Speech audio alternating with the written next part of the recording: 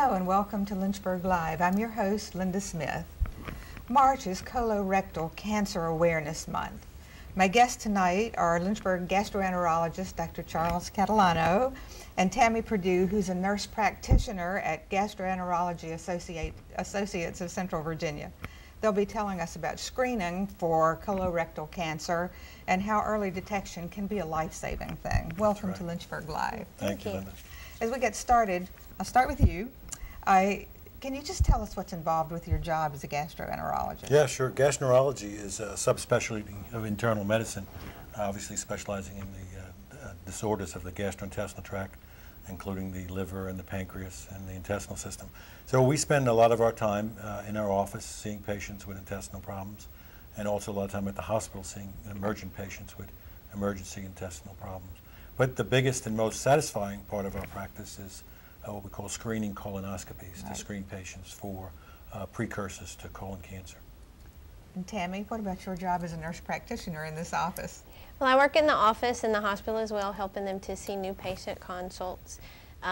Since their wait times may be a little bit longer and we're in the office almost every day, a lot of times we can see folks get their screening set up or any evaluation that they needed for a problem, and go ahead and get their procedures set up ahead of time. Yeah, I know, having had one of these before, working with a nurse practitioner, I thought was, you know, it was a good, easy discussion of problems and symptoms, and so you all do a really good job. Well, thank you. All right, since it's National Colorectal Cancer Awareness Month, what's the goal of having a month specifically for this disease? Oh, it's a major reason. A goal is to have people become aware of the importance of screening. Colorectal cancer screening is one of the few screening procedures that truly prevents cancer, and so the more we can make people aware of that, the more we're going to prevent cancer, the more lives we're going to save, and that's what we're in the business of doing, is saving lives. And it's not only your life if you have your screen, it may be the life of one of your relatives. Exactly. If you get identified as somebody with risk factors like polyps or cancer itself, then you can run up the flag for the rest of the members of your family. So that's why a month dedicated to this is so important. Statistically, where do deaths fall in the cancer, with colon cancer? What percentage would you guess? Colon cancer is actually the third leading type of cancer globally. In the United States, about 140,000 people are diagnosed each year, and about 50,000 people in the United States die from colon cancer every year. That really is a lot. Do you find it more in a specific sex or a specific race? Yeah, I think there is certainly specific risk factors that people should be aware of. One of the obvious things is that age, as you get older, the more likelihood you can develop the precursors to colon cancer or can develop colon cancer itself. So age is a big factor. And then African Americans have a 25% higher rate of colorectal cancer than others, and they get it at an earlier age. Why do you think that is? There's probably a genetic factor involved with that, and we haven't really identified specifically that, but that's one of the things that science is approaching, is to say who is at risk and at a higher risk than others. Right now we can generalize and say particular races, particular genders are more at risk, patients with particular types of diseases. But the hope is that someday you're going to get a genetic test that's going to outline for you what are the things that you need to be aware of and watch out for. So what age does your risk increase? Typically about age 50 is when we start looking in the general population. If folks have first-degree relatives or family history of colon cancer, or if you're African American, we usually start in your 40s. The general rule of thumb is age 50 or 10 years prior to the age your relative was diagnosed. And African Americans are recommended to start at 45. What are some of the risk factors? Well, age, as I mentioned, is one of the biggest ones, and a family history. If you have one relative with colorectal cancer, you're at a higher risk, and that continues to go up if more of your relatives have it. The other things that are risk factors are certain types of diseases, primarily inflammatory bowel disease. Ulcerative colitis patients, after 10 years, begin to have a significant increased risk of colorectal cancer, as do patient with Crohn's disease. There are some other risk factors also involved, particularly childhood leukemias and lymphomas, patients that have had radiation, abdominal radiation therapy, transplant patients, kidney transplant patients, and any patient that has been on immunosuppression could have an increased risk of colorectal cancer. Now, I have to ask this question because it figures into every kind of diagnosis. Smoking. Yeah, interestingly, smoking is not. It's not. It is not. We thought it, we'd like to say that it is, right, but it is not an increased risk of colorectal cancer. It does obviously increase the risk of other diseases, so we don't, in favor smoking, but in our particular field, it's not an issue. So what can an individual do to lower their risk? Does diet have anything to do with this? We can't say for certain that the diet is like a lot of other diseases. We haven't really pinpointed that, but it's clearly been shown that a healthy diet, well-rounded, a good exercise regimen, watching your weight, is going to reduce the risks of cancers in general, and also reduce the risks of other diseases. So that's the general line that we say for colorectal cancer is eating a diet that's limited in amount of red meat, it's high in fiber, low in animal fats, taking perhaps some supplements within reason, folic acid, vitamin D will possibly help. But the specifics there are still yet to be found out. But those general guidelines of a healthy diet, good exercise regimen is going to work for this as well. Now, what's the difference between a non-malignant polyp and a pre-malignant polyp? Yeah, once we remove polyps, which is something we're going to talk about later on, we have them analyzed by a pathologist. They're cut up and looked at under a microscope, and they're identified as the type of polyps they are. And there are what we call hyperplastic polyps, which carry a very low, if any, risk of developing into colorectal cancer. And it's up as high as a villous adenoma or adenomatous polyps. And those are the ones that have clearly been shown that can progress into colorectal cancer. And that's hereditary too? Is that the one that's... It's partially hereditary. I mean, there are familial diagnoses of multiple polyps in the colon, and so that can run in families, and those patients are at a very high risk of colorectal cancer. And then there is the family risk of just a few polyps, and those patients are also at a higher risk. So what's involved in the screening process? Well, the screening process, our office actually has a couple of means for that. We have an open access program where if you're not having any problems or complaints, you're just 50, or a family member was diagnosed with colon cancer and you need to get your screening set up, your primary care doctor can refer you over, or you can even call, and we have a packet that we ask you to fill out that just identifies your health history and any medications you may take. And if you're generally healthy, a lot of times they can just schedule that procedure over the phone and then mail out instructions to you. And then in some patients, if they have a lot of complicated medical history or maybe on blood thinners, we'll actually see those patients in the office initially. But once they're seen in the office by a physician or a nurse practitioner or go through that open access policy or program, the biggest thing that we do is we talk about preps, and that's usually kind of the dreaded thing for folks with a colonoscopy. And then we review the procedure with them, sort of tell them what to expect, and then get everything scheduled. So the colonoscopy bowel preps there's several. A lot of patients tend to think we're just being mean, but there really is a medical decision-making process when you choose a prep for a patient. And unfortunately, the hated Go Lightly is the safest bowel prep that's on the market. I said that it is. And so somebody had a sense of humor when they named it Go Lightly. Right, right. But there are some new preps on the market that are available. They've certainly made that process a little easier. They are a little more expensive, but they're a lot less to drink. So those sorts of things have helped patients with the bowel prep dilemma. And we can talk some more about those whenever you're ready.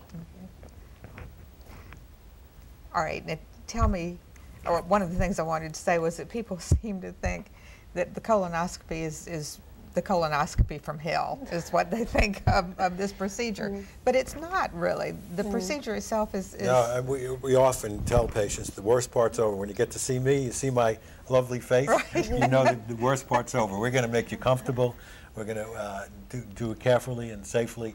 and quickly, relatively quickly. It's not a very long process, 10, 15, 20 minutes, and it's over. And there's several different options that we have in terms of sedation. Those of us that are beyond human, like myself, would have colonoscopies without any sedation whatsoever. And I wouldn't recommend that. No, I'd prefer for someone like me that knows what's going to happen and can understand it, I was able to do the procedure. But we can do mild, what we call conscious sedation, which is just some intravenous sedative and painkiller. We can do what we're doing at our office nowadays is called deep sedation, and then we can use general anesthesia. And it's important to know the difference for those things, and primarily it's related to your breathing.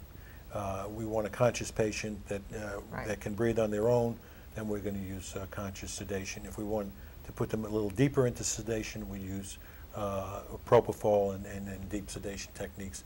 And that's administered under the aid of an anesthesiologist or CRNA. And then if there's reasons to be concerned about safety and respiratory status, then we can use general anesthesia as well. So the procedure is done where?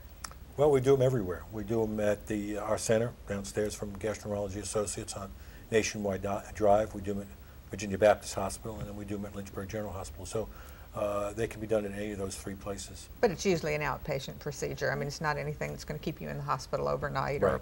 Okay. Right. All right. The preparation, you've said, is probably the thing that people don't like so far. And how far in advance do they start doing this colon prep? Well, there's some dietary changes that they recommend 3 or 4 days ahead of time where you may minimize the amount of high fiber or protein like red meats that you take into your diet. But that's just to sort of help simplify the cleansing process when you're actually taking the prep. The day before the procedure is typically a clear liquid diet. And they do allow some nutritional supplements in that, like a vanilla Ensure and such, even though it's not clear.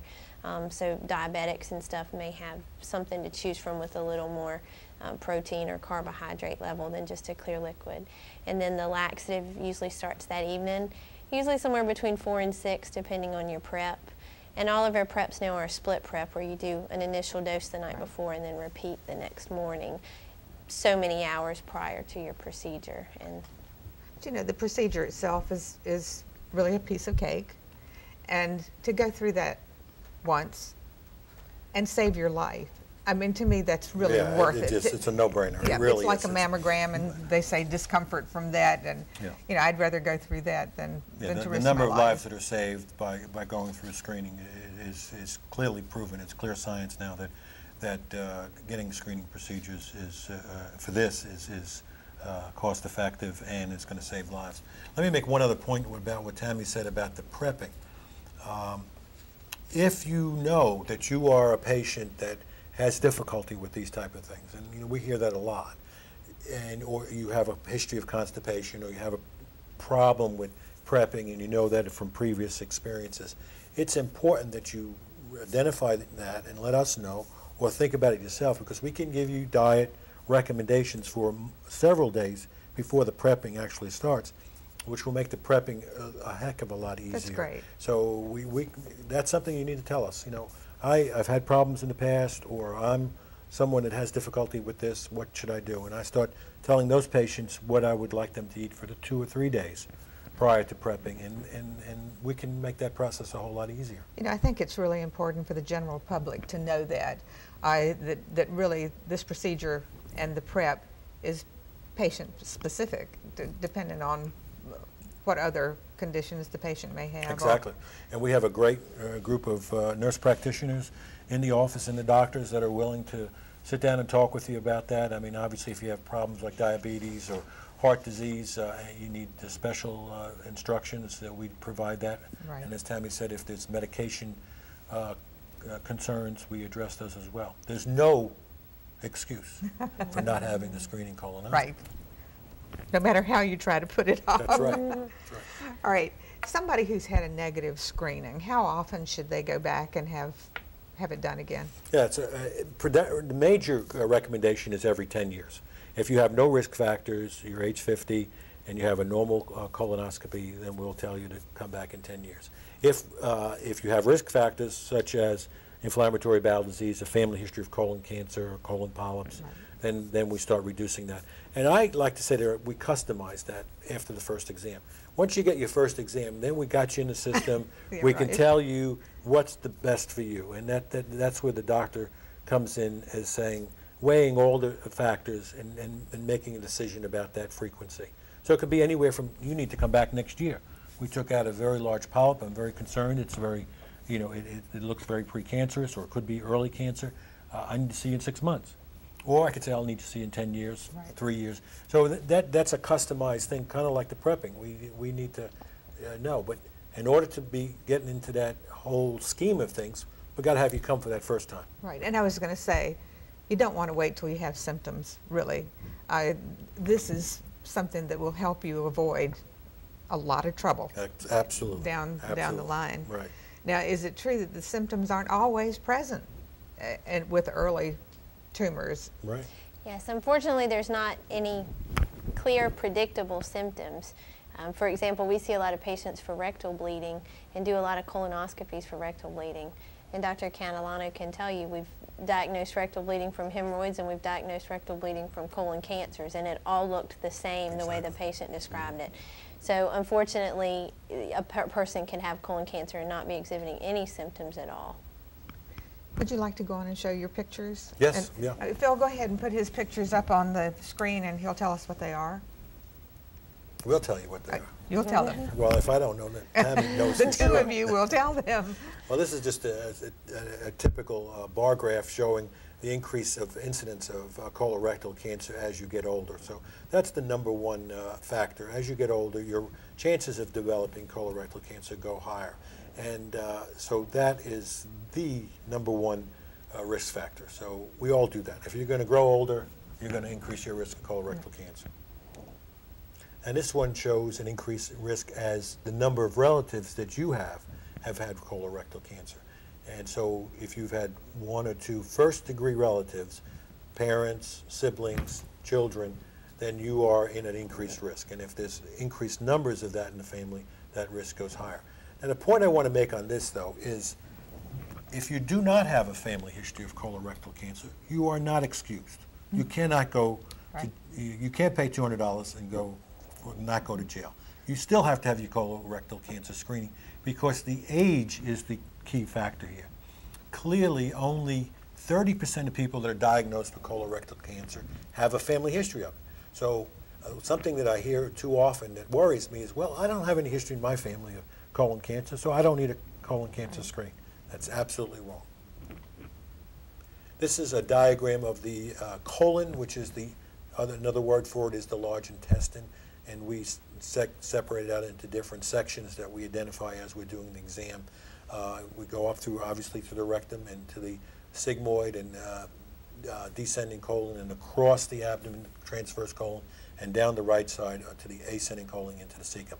That length is approximately the same length as you are tall, and our scopes can be passed quite quickly and easily around those corners and examine the entire colon.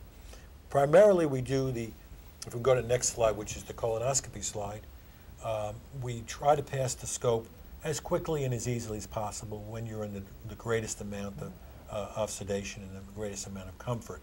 So our predominant goal in the beginning is to get the colonoscope to the cecum. And then as we withdraw the scope, we then inspect as much of the colon lining as possible, looking for abnormalities. And in colon cancer screening, the predominant thing we're looking for is colon polyps. And this is actually easier than what they used to do with everybody getting a barium enema. And that was not a screening procedure. That was only if something was wrong. Is that right? Yeah, that's right. In the old days, we would do a barium enema for diagnostic purposes, and it had no therapeutic value. And now we can do both diagnostic and therapeutic and in normal people without symptoms. This is a picture of a normal colon. This is the transverse colon, and that's normal color, normal blood vessel visibility, and this is a good, clean prep. This is what we'd like to see when we do a colonoscopy, because we can examine that lining very clearly and identify any abnormalities. And this is a colon polyp. It's, we use lay terms for people as it's kind of like a mushroom. It's got some of them have stalks like this, and then have a top that is abnormal or neoplastic tissue. This is most likely a benign polyp, but it has, its size is significant, and it needs to be removed. And this is one of the techniques that we use in removing polyps. This is a snare that goes through the colonoscope, and that wire snare opens up. We entrap the polyp with the snare, and then as we physically cut through the polyp, we apply cautery on the snare, and it cauterizes the base of the polyp as we remove it. And this is just showing the kind of the sequence of things. Some polyps, not all polyps, will develop from, as they get bigger, into cancers. And as the polyp gets bigger, there's more chances of it developing cancerous cells. And the other thing about colonoscopies is we want to identify colon cancer at its earlier stages, right, before it goes through the wall of the colon or spreads to the local lymph nodes or even further. So even finding colon cancer at an early stage can be life-saving. We've come a long way. Yes. And this is what we don't want to find. This is a colon cancer. As you can see, it's very large. It's basically almost obstructing the entire colon. And when we see this, we do take biopsies, and we will identify the location of it, but this is something that's going to require a surgeon and removal. Now, that could be curative. I mean, this colon cancer can be cured with resecting that part of the colon that contains that cancer. But we don't want to get to this level. We don't want to be at this stage. Very impressive pictures, and I hope that people are taking notice of this and what you're saying. Does routine insurance and Medicare pay for all of these screenings? Most insurances do cover screening colonoscopies. It's variable. Some people will have an actual screening or preventative benefit to their policy, right, that may cover their screening procedures, anywhere from colonoscopies to mammographies, pap smears, all sorts of those things for free. Some actually have a deductible that they have to meet, and folks would have to check with their particular insurance policy to know the difference. Medicare does allow for screening colonoscopies. They do have pretty strict time constraints that we have to be aware of. So if if you've had a colonoscopy within 10 years and they didn't find any polyps, and you may not be able to have another one unless you were having a problem before 10 years. But our office staff is pretty well aware of those things, and we can offer folks guidance as to what their insurance is going to cover and what it won't. Are there other screening procedures? There are. Of course, the colonoscopy is the gold standard. Right. And the reason for that is because it offers you a means to remove and deal with things that you find in a lot of capacities. If you have a polyp, in most cases we can remove them. The other tests that we offer, you can do a combination of a flexible sigmoidoscopy that looks at about the lower third of the colon, and that's combined with an x-ray called a barium enema. Again, if it shows abnormalities, you need a colonoscopy to deal with those. And then something that's relatively new is a CT colonography, which is an actual x-ray CT type test that looks at the colon. Again, it gives us great pictures of the colon, but no means of intervention. So those tests we tend to reserve for folks who may not be the best candidates for sedation, or maybe on medications that would be contradictory for a colonoscopy, because those things are less invasive. As hard as it is to believe we only have 4 more minutes, but one thing I want to ask you is, if there was one thing you could tell someone who's approaching 50 and has been putting it off and plans to put it off, what would you tell them? Don't let me find you. If I find you, I'm going to get you. No. It just is, I think, as we started from the beginning, awareness, education is prevention. Right. If you are aware of these facts and you still deny them and you still don't do it, that's your business. Right. But be aware that not only are you going to be saving your life, the lives of your loved ones, if you have a problem that's identified early. So I think that's the key point, is that These are one of the proven preventative forms of medicine is colonoscopy, and I think you'd have to be really silly not to seriously consider it being done. We're making every effort to make it easier and less uncomfortable for you. We're working hard on trying to develop preps that'll help you. I think there'll come a day, in our lifetime where you'll be identified as a high-risk patient because of genetic testing. But I think that time is not just here yet. So hopefully we will be able to say, you need a colonoscopy when you're 45. Right now we have to say everybody needs one. Right. And if you don't, you're rolling the dice and you're taking a chance. And don't let your fear of the procedure keep you from doing something that could save your life. That's right. I mean, I think that's such an important message to get out. Right. Thank you both for coming and for doing such a wonderful job in educating our public. Well, Linda, thank you for doing this. Thank you. Is awesome. Thank you. Thank you. I hope you've enjoyed tonight's show and have found it informative, and will not put off that screening colonoscopy when it comes your time to have one. They do save lives. We will be on location at the Mysticon Science Fiction Convention for our next show. You don't want to miss that. Thank you so much for watching. Have a wonderful evening. Good night.